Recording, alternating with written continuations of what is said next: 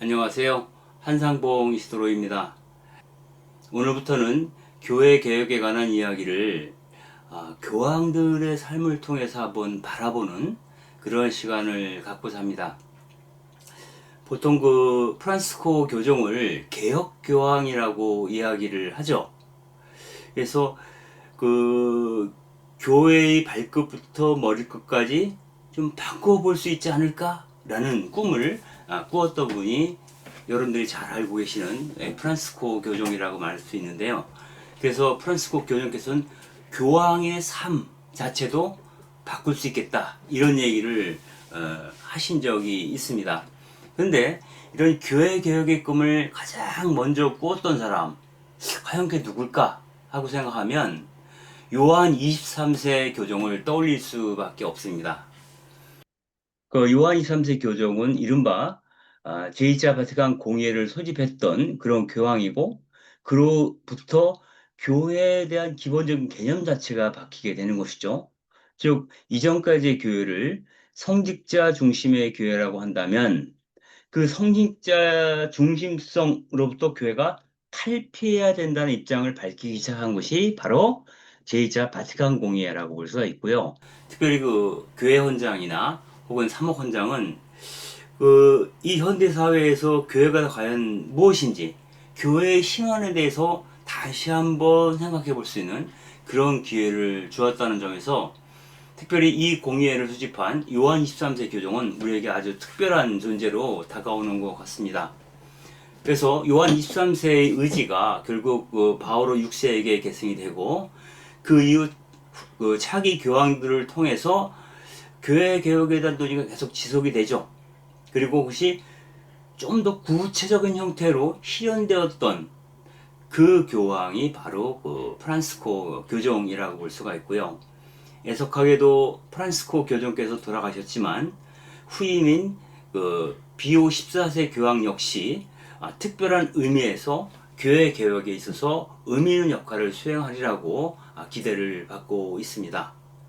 오늘 이 시간에는 과연 어떠한 요소가 요한 23세 교종으로 하여금 공의회를 소집하게 하는지, 그리고 그가 꿈꿨던 교회는 도대체 무엇인지, 그리고 그 요한 교황 자신이 사목 과정 속에서 어떤 모습을 보여주었는지 우리가 좀 탐색해 볼 수 있는 그런 시간을 갖고자 합니다. 요한 23세 교종이 이런 말을 한 적이 있어요. 그들이 나를 박해하지만 나는 그리스도의 사람입니다.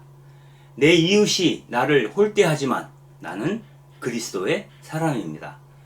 내 가족조차 나를 업신여기지만 나는 그리스도의 사람입니다.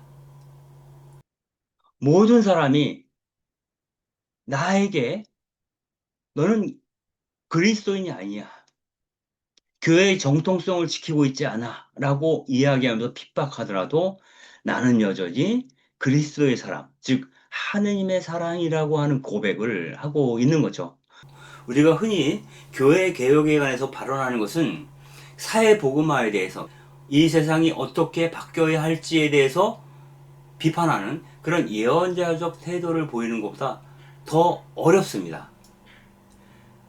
즉, 교회 밖에 있는 적들보다 교회 안에 있는 적들이 더 우리를 상처 입게 만들기 때문입니다. 왜? 내 마음의 중심이 교회 안에 있는데 그 교회 안에서 일정하게 권위를 행사하고 있는 사람들로부터 공박을 받을 때 참 견뎌내기가 쉽지 않습니다. 왜냐하면 신앙이라고 하는 것은 전인적인 것이기 때문에 그래요.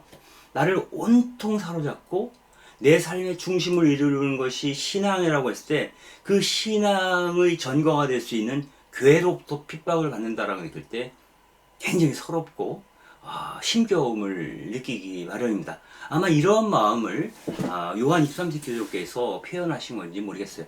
세상이 다들 나에게 혹은 교회가 나에게 무엇이라고 이야기하더라도 나는 여전히 그리스도를 사랑하고 그분의 사람으로 남고자 한다라고 하는 의지의 표현이다 라고 볼 수 있겠죠. 이 요한 23세 교종은 이 세상에서 가장 가난한 사람들, 부서져 나간 그 사람들이 들어올 수 있는 영혼의 창을 교회 안에서 열어두었던 사람이라고 얘기를 합니다.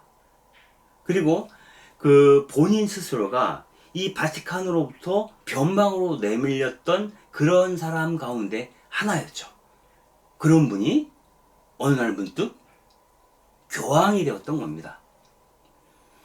그렇게 고난과 아픔이 많았고 스스로 교회 안에서 변방으로 떠밀려났던 그분이 교황이 됨으로써 그분이 이 카톨릭 교회의 대문을 활짝 열고 만인을 들어오라고 초대할 수 있는 그러한 그 교황이 되었다는 것은 굉장히 의미심장하다고 볼 수 있습니다. 특별히 요한 23세 교종은 개신교나 동방정교회 같은 이른바 그리스도교 신앙의 갈라진 형제들을 교회로 초대하기 위해서 무척 노력을 했던 분이에요. 그래서 교황이 되자마자 그리스도교 일치사목이라고 하는 것을 만들어서 어떤 그 개신교라든가 동방종교회 분들과 어떻게 대화하고 서로 연대할 수 있는 통로를 만들 것인가에 대해서 고민했던 바로 그 사람이 요한 23세 교종이다 라고 이야기할 수 있습니다. 그래서 요한 23세 교종께서 던지신 화두들은 지금도 여전히 계속되고 있는 과제들이고요. 그 과제들은 아직 온전하게 한국교회 안에서 또 카톨릭 교회 안에서 수행되지 못하고 있는 것이 아닌가 하는 반성을 일어나게 합니다. 그 요한 23세 교종에 대해서 생각하다 보면 가장 의미심장한 것 중에 하나가 그가 소장농의 아들이라는 거예요. 역대 교황들은 대부분 이탈리아의 귀족 가문 출신입니다. 그래서 가난한 사람들의 정서를 사실상 공유하고 있지 못하죠. 그래서 일종의 그 상급자로서 지배 계층으로서 그 가난한 사람들을 돌보려고 하는 마음은 있었으나 그들과 함께하고 그들과 연대하고 그들 가운데 자신 또한 하나라고 하는 의식을 갖기가 굉장히 어려웠죠. 통상적으로 교황이 회칙을 쓸 때는 맨 마지막에 쓴 그 명칭이 있습니다. 그건 뭐냐면 종 중에 종이죠. 노예 가운데 노예. 이것은 그 예수님께서 나는 섬김을 받으러 온 사람이 아니라 섬기러 온 사람이다. 즉 종이 되기 위해서 여러분에게 왔습니다라고 얘기했던 것과 괴를 같이 하는 표현입니다. 그러나 사실상 문서상으로는 종 중의 종이라고 쓰지만 그 종의 처지를 깊이 이해하고 살았던 사람은 교황들 가운데 없었다고 봐야 되겠죠.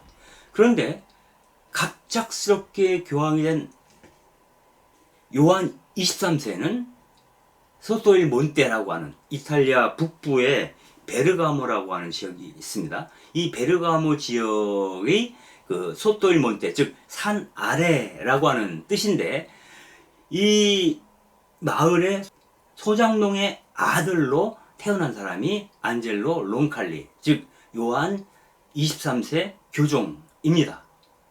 그래서 그 이른바 노동계급에서 처음으로 교황자에 오르게 된 사람이 안젤로 론칼리죠. 그 다음에 그 배우로서도 역할을 했지만 광산 일도 하고 했던 노동을 했던 사람 중에 하나가 요한 바오로 2세 교황이죠. 그래서 그 이른바 그 노동계급으로부터 출발한 교황의 아주 특별한 면모 이런 것들을 요한 23세는 잘 보여줍니다. 요한 23세가 이런 얘기를 한 적이 있어요. 이탈리아에서는 인생을 구기는 그런 길이 세 가지가 있는데 여자에 빠지는 것, 도박에 빠지는 것, 농사를 짓는 것이라고 합니다. 여자에 빠지고 도박에 빠지면 패가망신하죠, 잘못하면. 그런데 농산일은 너무너무 힘들었던 거예요. 그런데 그 당신의 아버지는 그 중에서 가장 따분한 일인 농산일을 했던 소장농이었다라고 밝히고 있습니다. 아버지는 온종일 흙을 파고 고르는 일에 전념을 했고요. 그 소박한 농부인 아버지를 안젤로는 어려서부터 성심껏 도와드렸던 모양입니다. 포도도 따고 여물도 주고 무도 심고 밭에 거름도 내는 일을 해왔던 겁니다. 그러다 어느 날 아, 중고등 과정이죠. 이 당시에 그 베르가모 지역에서는 그 중등학교라는 게 사실 소신학교밖에 없었던 모양이에요. 그래서 소신학교에 입학을 하게 돼요. 베르가모 소신학교. 통상적으로 소신학교 나오면 대신학교를 가기도 하지만 굳이 대신학교를 가지 않더라도 많은 학생들이 공부를 하고 싶은 소신학교에 들어갔던 모양이에요. 그때 너무나 가난해서 그 신학교로 들어갈 때 그 어머니가 2리라의 아주 작은 여비밖에는 마련해주지 못했다라고 이야기를 합니다. 그래서 베르가모 소신학교를 나온 뒤에 그 라디니 테데스키 몬시뇰로부터 인정을 받아서 이 테데스키 몬시뇰이 소신학교를 마치고 대신학교를 가라고 권유를 합니다. 그래서 로마의 교황 정립 신학교인 아폴리나레 신학교에 들어가서 교회법을 전공하게 됩니다. 요한 23세, 곧 그 안젤로 론칼리는 아폴리나레 신학교를 마치고 나서 1904년에 로마의 포폴로 광장에 있는 별로 그다지 알려지지 않은 그 산타 마리아 인 몬테 성당에서 사제 서품을 받게 됩니다. 그런데 그 사제 서품식이 있는 날 부모와 형제들이 이 로마에 오지를 못해요. 그 이유는 뭘까요? 바로 기차 여비가 없어서 부모들이 서품식에 참여를 못합니다. 결국 그 고향인 그 소틀 몬테에 가서 첫 미사를 드릴 때 그때 부모들은 사제가 된 아들을 만날 수 있었다라고 얘기를 합니다. 그만큼 론칼리는 가난한 집안의 아들이었다라고 하는 것을 알 수가 있습니다. 또한 그 론칼리에게 줄곧 깊은 영향을 주었던 사람이 한 사람이 있는데 그 론칼리와 동년배였던 에르네스토 부오나이우티라고 하는 사람이에요.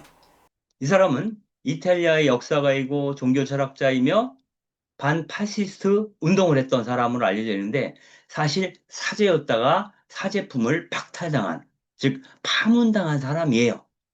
이 에르네스토 부오나이오티를 생각을 하면 그 이른바 그 미켈란젤로가 가장 존경했던 그 사보나로라라고 하는 도미니칸 사제를 떠올릴 수 있어요. 그가 교회의 문제점들을 속속들이 지적하는 가운데에서 파문을 당해서 화형당해서 죽죠. 그것을 굉장히 가슴 아파했던 미켈란젤로가 이른바 그 최후의 심판이라고 하는 그 그림을 그릴 때 그 그림의 지호편에 이른바 교황의 얼굴을 새겨놓게 된 그러한 계기를 마련해 주었던 사람들, 교회 개혁에 대한 어떤 사상을 불어넣어줬던 사람이 이 사보 나롤라였죠. 이 요한 23세, 즉 안젤로 론칼리에게는 에르네스토 부어나이오티라고 하는 사람이 바로 그러한 역할을 했다라고 볼 수가 있습니다. 그렇다면 잠시 부어나이오티에 대해서 이야기를 좀 하고 넘어가면 좋겠는데요. 이 사람은 1881년, 즉, 그, 론칼리아 같은 해에 태어났어요. 이 사람은 로마 중심부에서 태어나서 1904년에 사제 서품을 받습니다. 그러므로 론칼리보다는 한 해 앞서서 서품을 받았다라고 볼 수가 있겠죠. 근데, 이 버나이오티가 쓴 가장 유명한 책 중에 하나가 원시 기독교와 로마 제국의 정치라는 거예요. 즉, 원시 기독교, 초기 교회가 아주 복음적이었는데 이 지상을 떠도는 순례자로서의 교회가 바로 콘스탄티누스 이후에 그 로마 제국의 주요한 국교가 됨으로 인해서 제국의 종교로 변질되었다라고 하는 것을 연구한 거예요.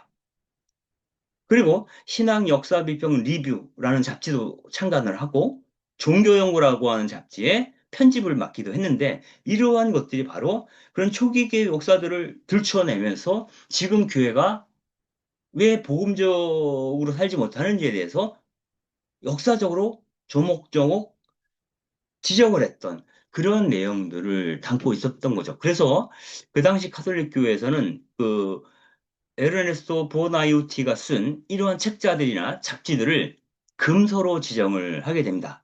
그리고 급기야는 1925년 1월 25일에 이 보나이우티를 반교회적 인사로 몰아서 파문을 하게 되죠.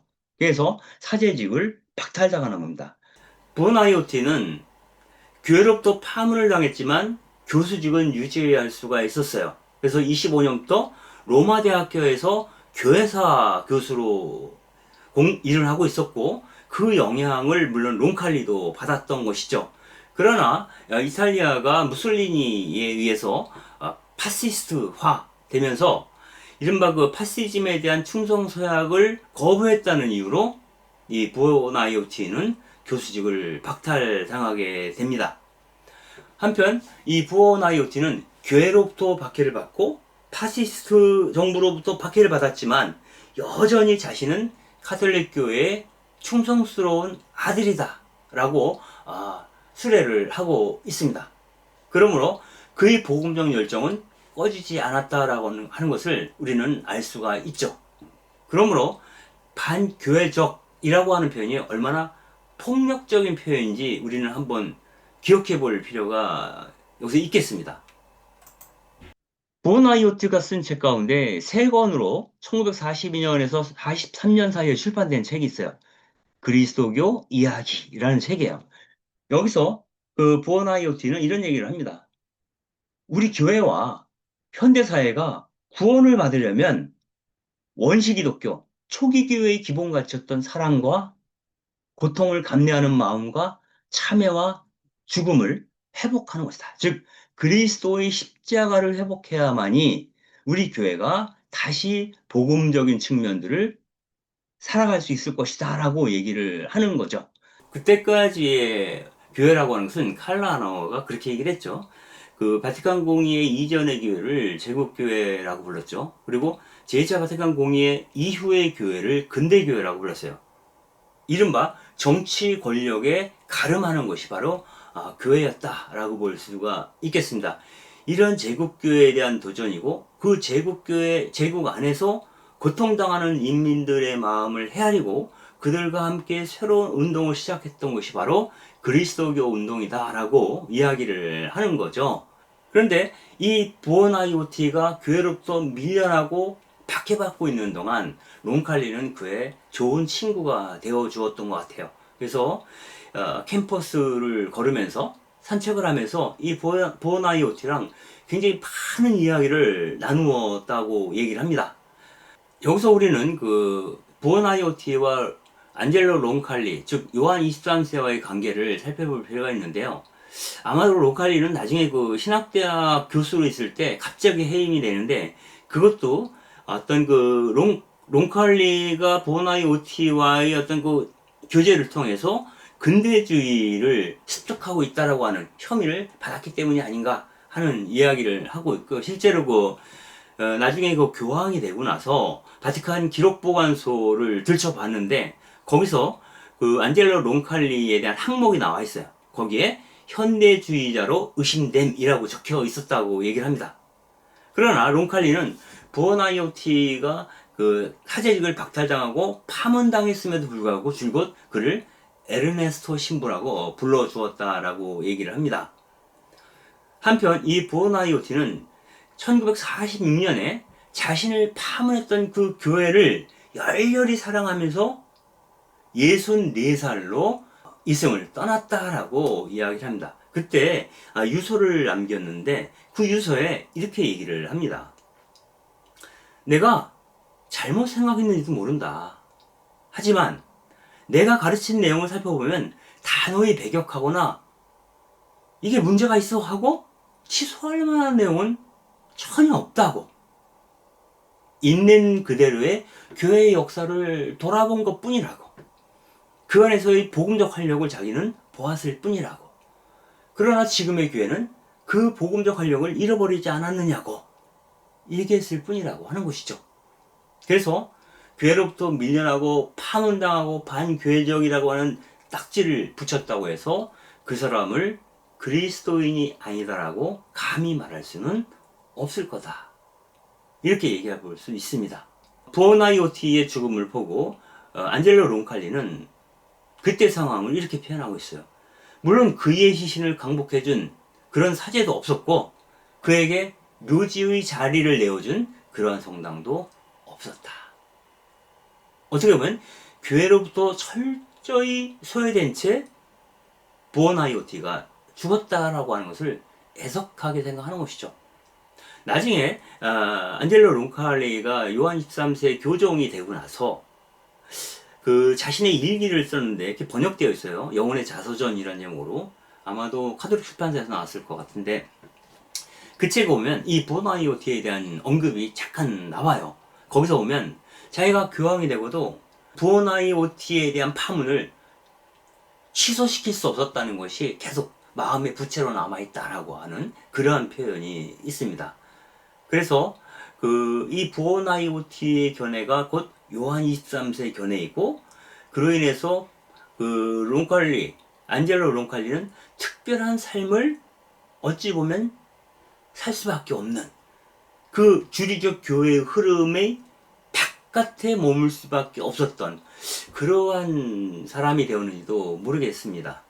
이 안젤로 론칼리는 사제서품을 받고 나서 제일 먼저 베르가모 교구의 라디니 테데스키 주교의 비서로 일을 시작을 하게 됩니다. 원래 그 라디니 테데스키 주교는 이른바 카톨릭 액션이죠. 그 당시에 노동운동에 대한 깊은 관심을 갖고 있었어요. 테데스 주교가 그 당시에 어떤 행동주의자이고 급진적인 견해를 갖고 있던 주교였죠. 근데 이 테데스키 주교가 활동할 때에는 레오 13세 교종이 교황제에 있었거든요. 레오 13세 교종은 누굽니까? 바로 노동자들을 교환에 다시 돌아오게 하기 위해서 마르크스의 공산당 선언에 비견할 만한 교황 회칙을 발표하죠. 그게 바로 레름 노바름, 새로운 사태, 즉 노동원장이죠. 그래서 그 노동자에 대한 깊은 관심을 표명했던 레오 13세 그 시대에는 테데스키 주교가 환영을 받았어요. 그런데 레오 13세 교종이 승하하시고 비오 10세 교종이 등장하면서 비오 10세 교종은 이러한 움직임에 대해서 굉장히 불안해하고 적대적인 태도를 취했어요. 왜냐하면 이른바 노동운동이라고 하는 것은 사회주의랑 연결되어 있고 사회주의는 꼭 유물론에 기초한 것이라는 거죠. 그리고 반교회적인 세력이라고 하는 것이죠. 그래서 교회를 보호하기 위해서 반근대주의, 반사회주의, 반유물론의 입장이 있었어요. 노동운동에 대해서 비판적인 입장을 취할 수 있었죠. 그래서 테데스키 주교를 좌천시킨다는 의미로 원래 그 테데스키 주교는 라디니 테데스키 몬시니어였어요. 근데 몬시니어를 그 이탈리아 북부에 있는 산골에 있는 베르가모 교구의 주교로 보내버린 거죠. 그때 그 베르가모로 가면서 테데스 주교가 안젤로 론칼리를 데려갑니다. 비서를 삼아서. 그리고 베르가모 지역의 노동운동을 테데스 주교가 적극적으로 지지를 하게 돼요. 그리고 그 일을 도왔던 사람 역시 안젤로 론칼리 신부라고 볼 수 있겠습니다. 이 사람들은 베르가모에서 이주민들과 여성 노동자 연맹의 사무실을 돕고 그리고 임산부들을 돕는 모성의 집을 개설하면서 교회가 이 세상에서 어떠한 역할들을 해야 되는지를 구체적으로 보여줬다라고 볼 수 있겠습니다. 한편 이 지역에 라니카 재련소가 있었는데 여기서 일종의 노동자들이 파업을 일으키게 된 거죠. 그러자 이 교구에서 그 파업 노동자들에게 음식을 지원하고 또 교구에서 발행하는 신문을 통해서 모금 운동을 합니다. 왜냐하면 파업 기금이 필요했던 것이죠. 그러자 우익 성향의 페르세 페란차라고 하는 신문에서 사설을 싣습니다. 어떻게? 주교가 노동자들에게 제공하는 저 자선금은 파업을 축소하는 것이다. 그리고 공공연하게 사회주의를 강복하고 있는 것이다. 라고 하면서 비판합니다. 그러면서 비오 10세에게 이 라디니 테데스키 주교의 활동에 대해서 항의 서한을 보내게 되는 거죠. 그러자 론칼리 신부는 이에 대한 반박문을 교회 신문에다가 게재를 하게 됩니다. 여기서 이렇게 얘기를 하는 거죠. 우리가 노동자들을 돕는 것은 레오 13세 교종이 발표하신 노동헌장의 정신에 기초한 것이다. 노동헌장에서는 노동자들의 노조활동을 적극적으로 옹호하고 있다는 거예요. 그리고 교회가 이러한 정치적인 문제에 관여하는 것은 교회의 권리이자 의무이기도 하다라고 이야기하는 것이죠. 이 이야기를 들으면 바로 프란시스코 교종 생각이 나요. 프란시스코 교종께서 교황제에 오르신 지 얼마 후에 복음의 기쁨이라고는 교황 권고를 발표하죠. 여기서 프란시스코 교종은 통제받지 않는 자본주의는 우상숭배다라고 얘기를 해요. 그래서 그 신자유 자본주의에 대해서 문제 제기를 하면서 새로운 독재, 경제 독재라고 비판을 하죠. 그러자 뉴욕의 월가에서는 이 프란시스코 교종이 공산주의자가 아니냐라고 하는 말을 한 적이 있어요. 그때 프란시스코 교종께서는 이런 얘기를 해요. 내가 이러한 이야기를 하는 것은 우리 선임 교황들께서 발언하신 그 사회적 가르침에 따라서 이야기하는 것이다. 이건 공산주의 사상에 따라서 얘기하는 게 아니라는 거예요. 단 살아보니 그 공산주의자들 가운데서도 좋은 사람이 많더라. 이렇게 얘기를 하죠. 이 얘기가 이제 떠오르는 거죠. 이 롱칼리 주교가 이 테데스키 주교와 그런 역할들을 수행했다라고 하는 거예요. 그러면서 그 얘기를 해요. 착한 사마리아 사람의 비유 얘기를 하는 거죠. 즉, 그 예리고로 가는 길에서 어떤 사람이 강도를 만나서 죽을 지경이 되었는데 사제며 레이 사람들이 다 지나쳐갔죠. 그런데 그들이 유대인들이 혐오하던 사마리아 사람이 그 강도 만난 일을 돌봐줍니다. 그 얘기를 하면서 복음적 가르침의 빚을 받고 사는 사제는 착한 사마리아인의 비유에 나오는 그 레위 사람과 사제들처럼 그냥 그 강도 만난 사람, 그 노동자들을 지나쳐갈 수 없다고. 그리스도의 특별한 그 사랑은 권리를 박탈당한 힘이 없고 박해를 받는 사람들의 몫이라고. 그래서 주교와 본당 신부들은 정의의 문제를 위해서 일을 해야 되고 고통당하는 사람들을 마땅히 도와주어야 할 의무가 있다고 이야기를 합니다. 그러나 비오 10세 교종의 생각은 달랐던 거죠. 이를테면 비오 10세 교종은 기본적으로 라디니 테데스키 주교와 입장이 달랐고 갈등을 일으키고 있었어요. 그럼에도 비오 10세 교종은 테데스키 주교에게 더 이상 당신을 문책하지 않겠다는 서신을 보내줍니다. 그러자 그 서신을 보고 테데스키 주교는 더 기분이 안 좋았던 것 같아요. 은근히 경고하는 듯한 느낌을 받았기 때문이죠. 그러면서 교황은 아무 일도 하지 않는 게, 주교가 자기 교구에서 아무 일도 하지 않는 게 현명하다고 생각하는 것일까? 이렇게 이야기를 합니다. 즉 여기서 아무 일도 하지 않는 것, 즉 그 이 세상사에 관여하고 고통받는 노동자들을 위해서 일하는 것이 복음의 핵심이라는 거예요. 그것을 젖혀두고 교회 일반 사무, 미사를 드리고 교회 단체 활동을 하고 뭐 기도하고 뭐 이런 등등의 교회 일반 사무, 그것이 복음의 본령이 아니기 때문에 아무 일도 하지 않는 것에 속하는 것으로 라디니 테데스키 주교는 이야기하는 거죠. 즉 교회가 이 세상의 문제에 대해서 깊이 관여하지 않을 때, 복음의 빛으로 이 세상을 비추지 않을 때, 이 세상에서 고통받는 이들의 편에 서지 않을 때 교회는 아무 일도 하지 않는 것과 같다라고 라디니 테데스키 주교는 이야기를 하는 것이죠.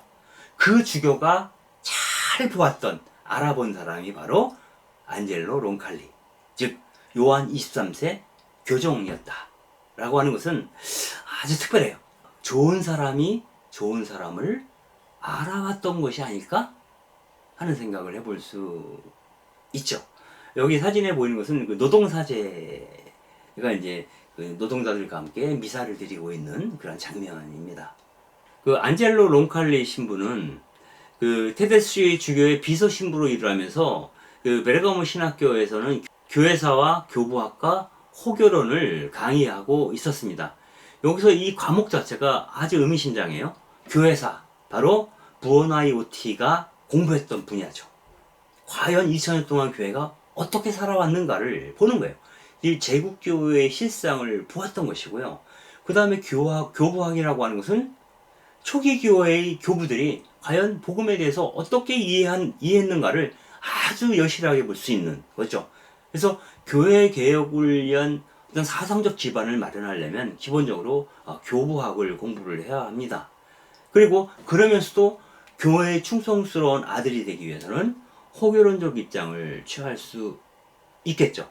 그래서 교회사와 교부학과 호교론 강의, 당연히 강의에서는 상당히 진보적인 견해를 표출을 했겠죠. 근데 이러한 입장을 비오 10세 교황은 별로 좋아하지 않았을 겁니다. 그리고 비오 10세 교황이 1907년, 즉 론칼리가 대학에서 강의하기 시작한 지 1년 만에 회칙을 하나 발표하는데 그게 바로 근대주의자들의 신조라는 회칙입니다. 여기서는 근대주의적 혐의를 갖고 있는 많은 부분을 징계를 합니다. 즉 신학계에서 성서를 역사 비평의 방법으로 연구하는 것을 반대합니다. 그리고 교회 개혁에 대한 요구를 하는 것에 대해서도 문제 제기를 합니다. 그리고 모든 계몽주의를 비롯한 또 사회주의를 비롯한 근대주의적 경향을 반대하고 교독권에 대한 비판을 금지합니다. 그리고 교회의 권위에 순종하지 않는 사람은 가차없이 교회 직무와 교수직을 박탈한다고 밝히는 것이죠. 여기서 안젤로 론칼리는 당연히 부어나이오티와 함께 근대주의의 혐의가 있다라고 판단되기 때문에 이 교수직을 박탈당할 위험이 있었어요. 그런데 다행히도 비오 10세 교황이 일찍 돌아가시죠. 그리고 교황제를 계승한 베네딕토 15세 교황은 바로 라디니 테데스키와 아주 절친했던 친구였던 겁니다. 그래서 일정 기간 동안 교식을 역임할 수 있었어요. 그러나 베네딕토 16세는 그리 오래 교황제에 있지 못했어요. 한 10년 정도 교황제에 있다가 물러나고 비오 11세, 비오 12세로 이어지는 비오 교황의 시대가 다시 시작이 되죠. 베네딕토 15세 교황은 10년 정도의 재기간 동안에 론칼리아 같은 진보적 성향의 학자들을 두둔하고 그러한 사람들을 감시해왔던 로마의 염탐 제도를 폐지하죠. 그러나 그 후에 비오 11세와 비오 12세로 이어지는 비오 교황의 시대에 오면서 이 사람들은 반근대주의자라고 볼 수가 있어요. 그래서 론칼리에게 더 이상 어떤 이탈리아 안에서의 어떤 그런 사목직을 수행할 수 없게끔 하죠. 그래서 론칼리를 변방으로 밀어내는 작업들이 이루어지게 됩니다. 이른바 교회 안에서 아주 깔깔한 그러한 사제들은 보통 시골 본당을 맡기거나 아니면 저기 교포상으로 맡긴다나 이런 식으로 이제 자처 인사를 통해서 일정하게 밀어내는 그런 작업들을 이른바 교구장들이 많이 하지 않습니까? 아마 그러한 영향을 바로 안젤로 론칼리도 받았던 것 같아요. 안젤로 론칼리는 기본적으로 학문적으로도 깊고 아주 실천적인 그러한 사람이었고 이러한 것들이 비오 교황들의 눈에 좋게 보일 리가 없었을 거라고 생각이 듭니다. 그래서 비오 11세 교정은 이 안젤로 론칼리를 불가리아의 감목 대리로 파견을 하게 됩니다. 이 불가리아는 신자가 한 6만 명 정도 되는데 기본적으로 카톨릭 세력이 아주 약한 곳이죠. 기본적으로 동방 정교회에 속한 그러한 나라라고 볼 수가 있고요. 그러나 수도인 소피아의 감목 대리로 보내게 돼요. 그래서 이 신자도 없는 불가리아에서 지내면서 이 안젤로 론칼리 주교죠. 이 주교는 노새 마차를 타고 불가리아 전국을 돌아다니면서 신자들을 만나고 그러다가 산적들을 만나기도 하고 또 군 순찰 때 연행되어서 초소의 나무 침대에서 하룻밤 신세를 져야 하는 그래서 고독하고 외롭고 힘겨운 그리고 유럽 대륙에서 이루어지는 모든 사건으로부터 일정하게 밀려나 있는 변방의 순례자로서 생활을 하게 됩니다. 그래서도 이 론칼리 주교는 불가리아 신학대학을 설립하려고 추진했으나 교황청에서는 답변을 하지 않았죠. 이런 과정 속에서 론칼리는 교회에 대한 문제의식을 더 많이 갖게 돼요. 그래서 누이에게 편지를 보내는데 이렇게 쓰고 있습니다. 아마 이것은 교회 행정당국의 주교들에 대한 얘기겠죠? 인간의 가련한 모습을 보고 있으려니 정말 언짢습니다. 저마다 자리를 지키려고 출세하려고 한다라면서 온통 그 이야기만 하느라고 정신이 없습니다. 이 사람들은 성직 생활을 이런 식으로 경멸하고 있는 거군요. 이렇게 얘기를 합니다. 그들이 그 제국교회의 말단 관리로서 혹은 제국교회의 관리자로서의 어떤 출세욕에 사로잡혀 있다라는 거예요. 그리고 그들의 출세욕이 성직 생활을 경멸하고 있는 것이다. 모욕하고 있는 것이다. 라고 안젤로 론칼리가 이야기를 합니다.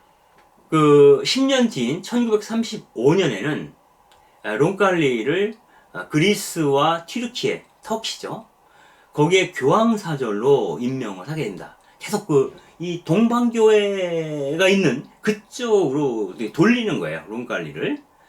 그래서 그 불가리아에서 떠나게 되는데 그 고별 강론을 하면서 이 론칼리 주교가 이런 얘기를 합니다.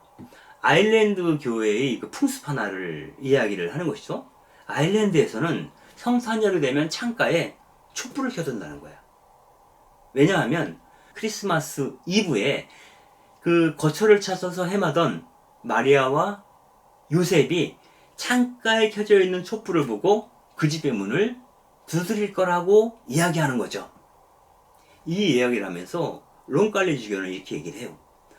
어디서든지 내가 어디를 가든지 당신이 불가리아 사람이라면 저희 집을 지나갈 때 창문에 켜둔 촛불을 볼 수 있을 거라고.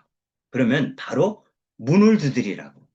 그러면 나는 당신이 카톨릭 신자인지 아닌지 묻지 않을 거라고. 무조건 형제인 여러분을 끌어안을 것이라고. 환영할 것이라고. 여러분의 친구인 제가 기쁜 마음으로 여러분과 함께 그날을 축제처럼 보낼 거라고 이야기를 합니다.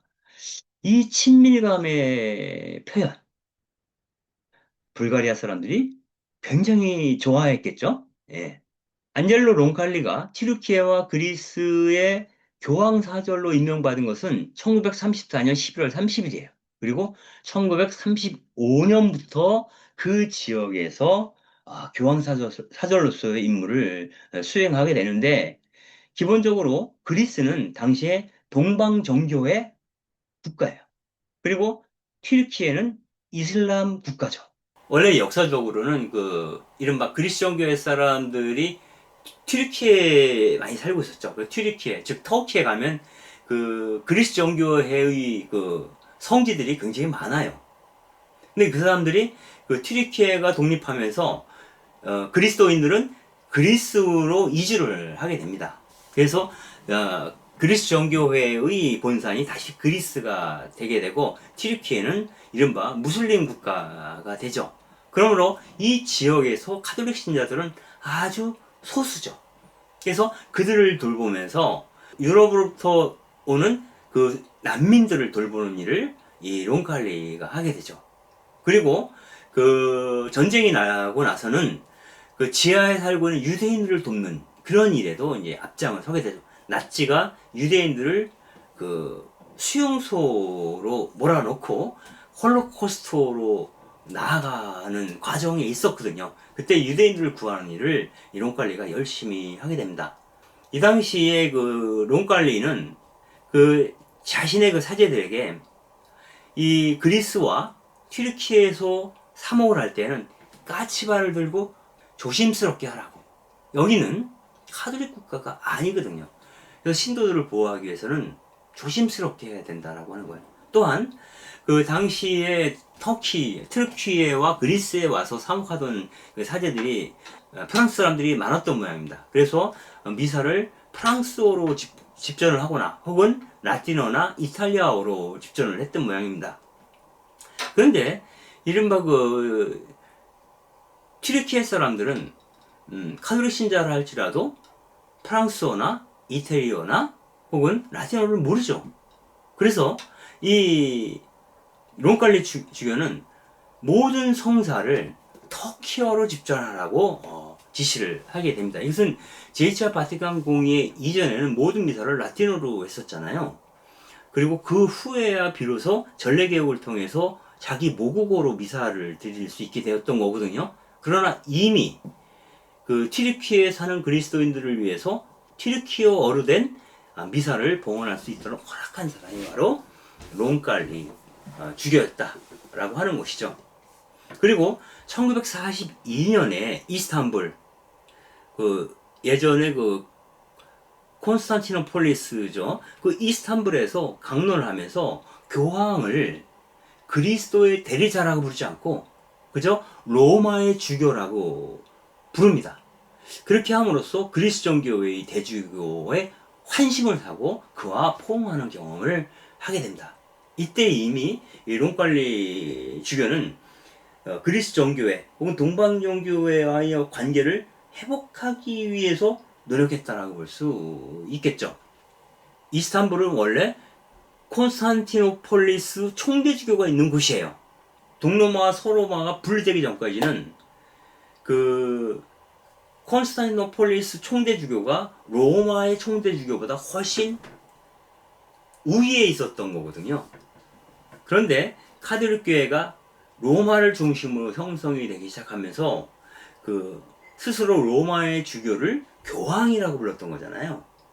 그리고 교황만이 온전한 의미의 그리스도의 대리자라고 부르는 거잖아요. 근데 그렇게 부르지 않고 그 교황을 로마의 주교라고 부름으로써 로마의 교황과 그리스 정교의 대주교가 같은 격에 있음을 확인해 주었다는 측면에서 의미 있는 발언이라고 말할 수 있겠습니다. 한편 그 이탈리아의 파시스트라고 볼 수 있는 무솔리니가 아비시니아, 즉 지금의 그 에티오피아죠. 이 아비시니아를 침략했을 때 바티칸은 침묵을 유지합니다. 그리고 많은 주교들이 국수주의적 관점에서 이를 환영하는 뉘앙스를 보였어요. 즉 이탈리아 제국의 성장에 대해서 우호적인 태도를 취했던 거죠. 그러나 론칼리 그 교황사절은 이 파시즘을 비판하고 나섭니다. 즉 이렇게 얘기를 하는 거죠.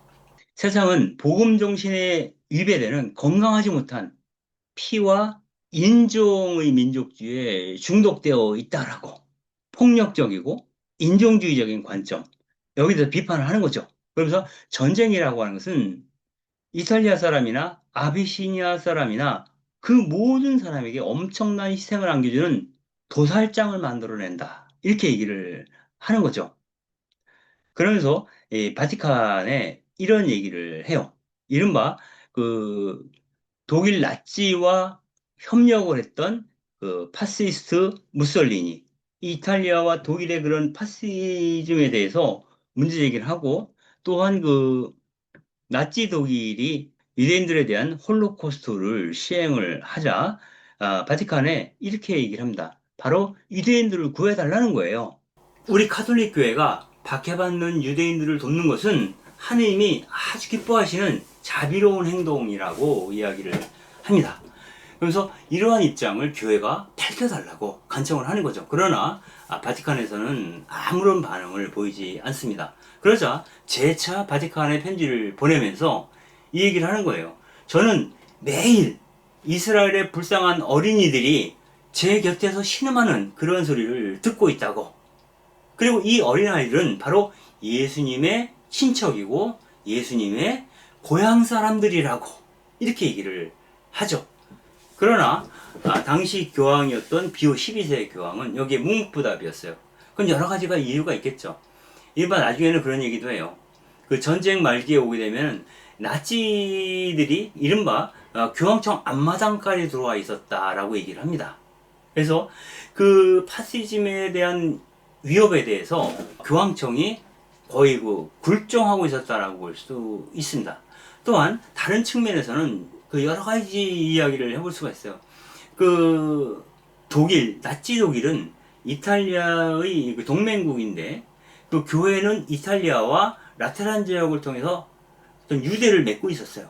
이 라테란 조약이라는 게 뭐냐면 그 이른바 그 가리발디와 마찌니에 의한 이탈리아 통일운동의 결과로 인해서 교황령을 그 교회가 빼앗기거든요.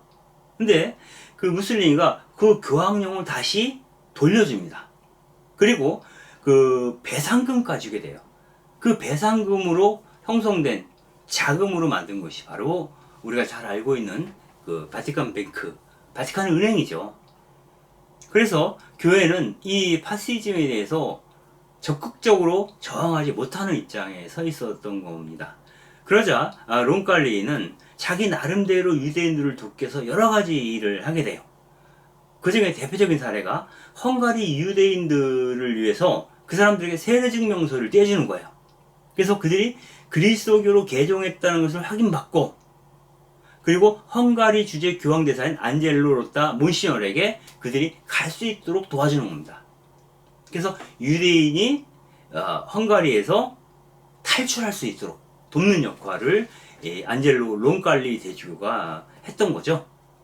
이러한 것들이 바로 전쟁 이후에는 론칼리 주교에 대한 어떤 그 호의적인 태도를 낳게 됩니다.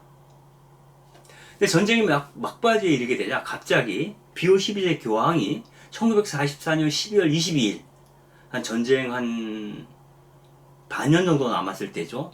이때 론칼리를 주 프랑스 교황대사로 임명을 해요.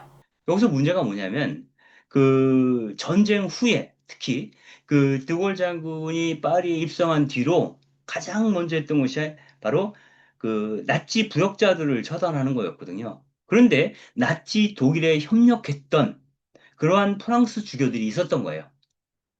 이 프랑스 주교들을 사퇴시키라고 하는 압력을 교황청이 받게 됩니다. 그러자 그 연합군으로부터 일정하게 호의를 받고 있었던 안젤로 론칼리 대주교를 파리로 보내서 이 문제를 해결하도록 한 거죠. 결국 그 론칼리 대주교는 이 드골 장군하고 협상을 해서 이들이 불명예스럽게 그 사퇴하지 않고 그 합법적인 의미의 은퇴를 할 수 있도록 도움을 줍니다.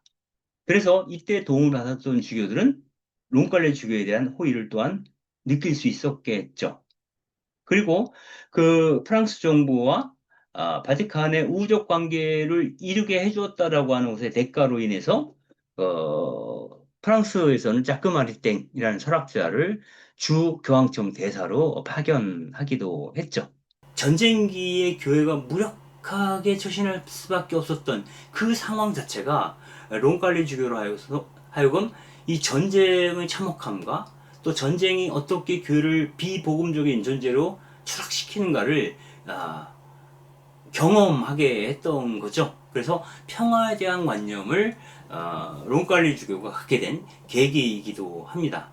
한편 론칼리 교황대사는 파리에 있으면서 샤르트르 부근에 있는 수용소에 갇혀있는 독일군 포로들도 인도주의적 관점에서 보살펴 주게 됩니다. 그래서 그 가운데 한 명이었던 독일군 병사가 이런 말을 했다는 기록이 남아 있습니다. 이렇게 얘기하는 거예요.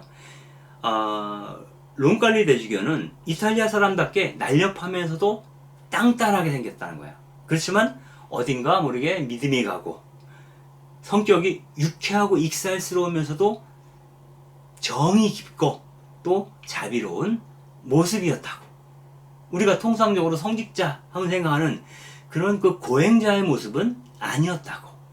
그래서 유쾌한 교황대사로서의 안젤로 론칼리의 모습을 보여줬다라는 것을 우리가 알 수가 있겠습니다.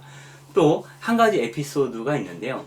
이 론칼리 주교가 그 파리 주재 교황청 대사로 가게 되면서 이른바 파리의 살롱가, 즉 그 상류 사회에 진입을 하게 돼요. 그래서 그 사람들하고 이제 파티를 열고 있는데 한 그 신사가 그 여러분들 그 이 요한 23세 교종의 모습을 보면 사진들을 보면 땅땅하면서도 몸집이 좀 그래요. 그러니까 놀려 먹고 싶었던 거예요. 그래가지고 이 벌거벗은 여자 사진을 벌거벗고 있는 여인의 사진을 그 파티 중에 이 론칼리 대주교에게 보여준 거예요. 건네주니까 론칼리 주교가 그 그림을 한참 쳐다보더니 다시 그 신사에게 돌려주면서 부인이신가 보죠? 라고 이야기를 했다고 합니다. 굉장히 뭐랄까 위트가 있는 그러한 성직자라고 볼 수 있겠습니다. 한편 그 론칼리는 그 자기에게 주어진 중세풍의 어떤 그 고풍스러운 그런 대사관에 머물러 있었지만 여전히 생활은 소박하고 겸손했다고 얘기를 해요. 그가 불가리아에 있을 때, 그리스에 있을 때, 튀르키에 있을 때 보여줬던 그 모습 그대로였다라고 하는 거죠. 특히 길거리를 돌아다니며 산책하는 걸 되게 좋아했다는 거예요. 그래서 그 길거리를 돌아다니는 것을 보고 비오 12세 교황으로부터 교황대사로서 품위를 좀 지키라고 그렇게 꾸중을 듣기도 했다. 뭐 그렇다고 해서 론칼리 주교가 뭐 다른 처신을 하지는 않았겠죠. 그래서 조카딸한테 이때 이런 편지를 보냈다고 해요. 얘야, 그 어떤 일로도 나는 자제력을 잃지 않는단다. 내가 길거리를 쏘다녀도 문제가 없어. 나는 농장에서 우리가 항상 소박하게 살았던 일들을 생각하곤 하지. 그리고 내 직무를 온화하고 겸손하게 수행해야겠다 라고 생각하면 나는 더없이 기쁘단다. 이렇게 얘기를 합니다. 참으로 인간적인 주교였다 라고 볼 수가 있겠습니다.